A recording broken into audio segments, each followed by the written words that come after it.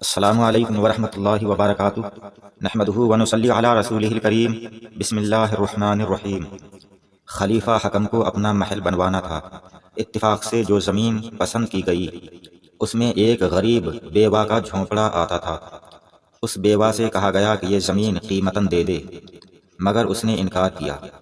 اس پر خلیفہ نے زبردستی اس زمین پر قبضہ کر کے اور محل بنوا لیا۔ اس بیوہ نے قاضی کی عدالت میں حاضر ہو کر اس کی شکایت کی، تو قاضی نے اسے تسلی دے کر کہا کہ اس وقت تو تم چلی جاؤ، میں کسی مناسب وقت پر تیرا انصاف کرنے کی کوشش کروں گا۔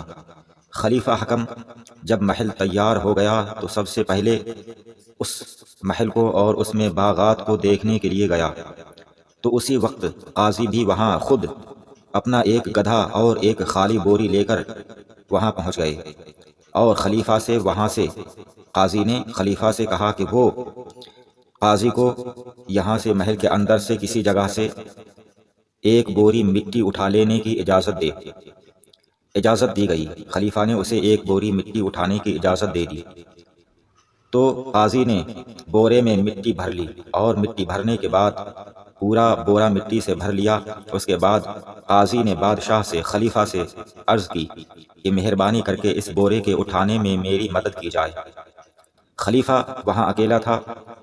خلیفہ نے اسے ایک مذاق سمجھا، اور پھر بوری اٹھوانے کے لیے خلیفہ نے اسے ہاتھ لگایا۔ ہاتھ لگا کر اٹھانے کی کوشش کی، چونکہ مٹی سے پورا بورا بھرا ہوا تھا، بہت وزن تھا۔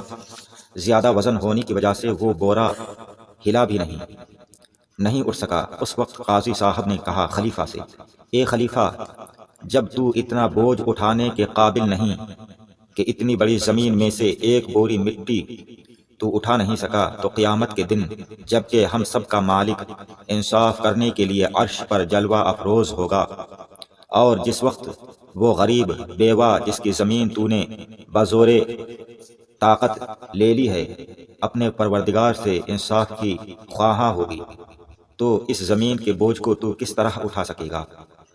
خلیفہ اس تقریر سے قاضی کی اس بات سے بڑا متاثر ہوا، اور فوراً وہ محل اور اس میں جو بھی چیزیں تھیں وہ سب اس بڑھیا کو دے دیا۔